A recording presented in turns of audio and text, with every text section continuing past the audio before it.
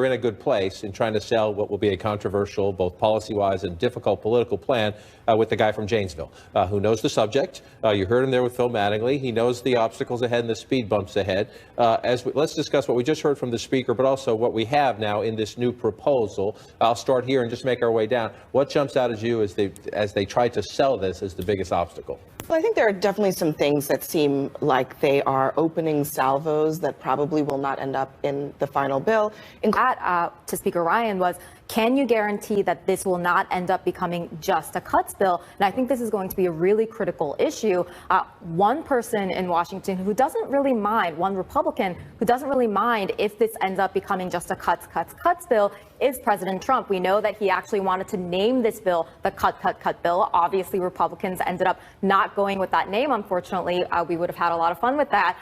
But he is somebody who does not have sort of ideological beliefs, did not come to the White House, did not come to Washington with this being an ideological sort of crusade. The importance that a lot of House Republicans, Senate Republicans hold in making sure that some of these revenues are in there to offset these tax cuts. The president himself does not mind if those revenues are there to offset these tax cuts. And which is why I think Phil also asked a very good question of, has the president ever sort of offset or hindered your ability to get things done legislatively? And I think Paul Ryan, found a way to carefully answer that question, saying it's not a problem for the president to throw these ideas out there. But we'll see how the president handles this and if he ends up having the backs of these Republicans. Right, that was very diplomatic on the speaker's part in the sense that, remember, the president called his House bill mean, the health care bill. And that's one of the challenges going forward. And you heard the speaker, Mary Catherine, say they don't think they're going to make the same mistakes as Obamacare. They've been on the same page. They've been working with the Senate and the president, trying to keep this on one foot. Let's read from the president. Here we have a reaction, first reaction from the president of the United States. I applaud the House Ways and Means Committee for introducing the Tax Cuts and Jobs Act, which is another important step toward providing massive tax relief for the American people. We are just getting started, and there is much work left to do. The special interests will distort the facts. The lobbyists will try to save their special deals.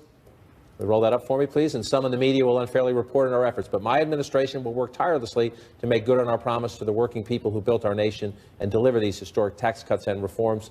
The rocket fuel our economy needs, the president says, to soar higher than ever before. You're raising your finger. Go. The word deficit's not mentioned in that statement.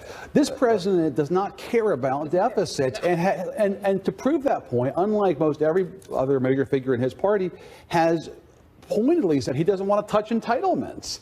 And so this is not someone who cares about deficits. And the point that I'm trying to make here, to sort of echo what MJ was saying, is that if this thing is stalled and is sort of hanging around the Ways and Means Committee or the Finance Committee and the Senate, this president is not going to tolerate that. He's going to push for a tax cut bill rather than some grand effort at tax reform that can't find the votes. Because, again, he's not focused on trying to find offsets to avoid increasing the deficit. He doesn't care about that. But it is interesting. MJ makes a great point. The president's not ideological per se. He wants cuts.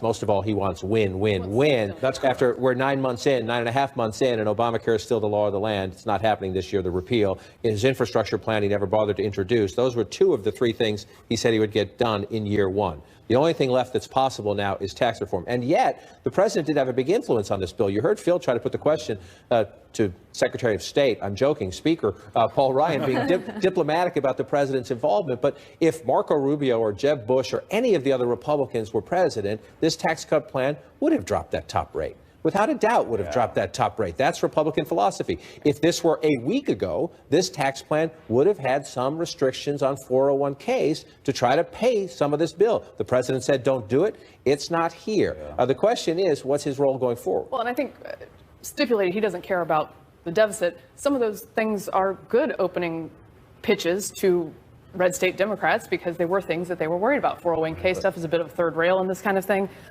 Look, I think structural tax reform is a more responsible and fair and productive path. It's also way more complex and harder to sell than cut. Should have just slapped that name on it and gone with it, as MJ says. No matter what it does, slap that name on it. But a couple things. I noticed from this morning with the state income tax, people are worried about folks from high tax states like New York and New Jersey revolting. Even Democrats did not come out of the Ways and Means briefing enraged by the $10,000 cap. So that seems like somewhat of a good sign for them. And then red state Democrats, particularly in Trump areas where they are up for election, have signaled some willingness to listen and to play ball on this. And I think some of those changes from what we were hearing last week reflect an attempt to bring some of those guys on.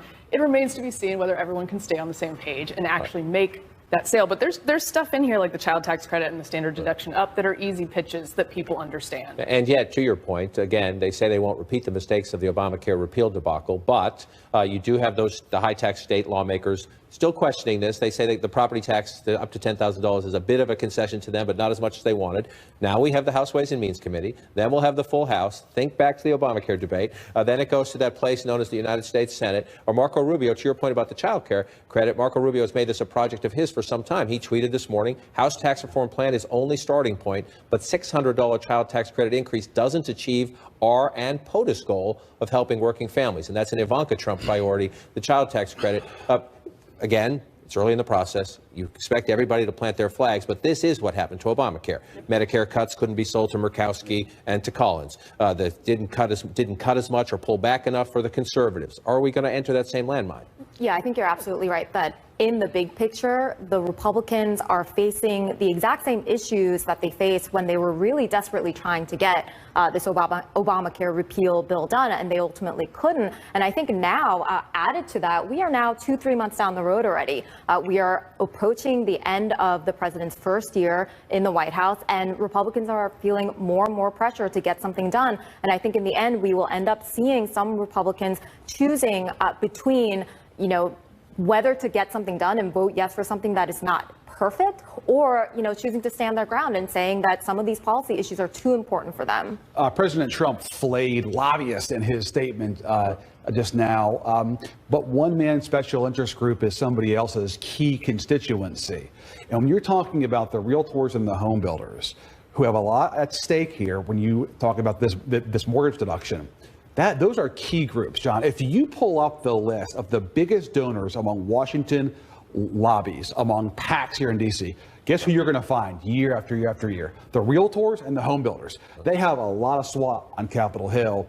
Watch those groups and how they react to this bill going forward. And that's why reason, by the way, I'm glad they sort of touched this third rail. It may not end up in there because it is something that a lot of people are invested in, particularly in sort of high real estate price states with this $500,000 cap. But this is the kind of thing that you have to touch in order to actually reform things. And so I'm going to sound like I'm beating a dead horse here, but it's another parallel to the Obamacare debate in the sense that you have an existing infrastructure now, like Obamacare. You have this existing tax infrastructure, and when you try to rip it out, even if you think you're right on the principle or right on the long-term projection, it's hard because of the vested interest groups involved. It's just beginning.